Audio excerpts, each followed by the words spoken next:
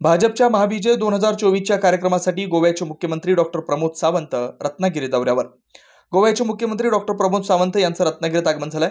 भाजपच्या महाविजय 2024च्या कार्यक्रमासाठी डॉक्टर प्रमोद सावंत रत्नागिरी दौऱ्यावर आहेत। आगामी लोकसभा निवडणुकीच्या पार्श्वभूमीवर हा दौरा महत्त्वाचा मानला जातोय।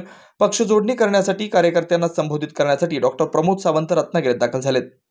भारत माता की जय! भारत माता की जय!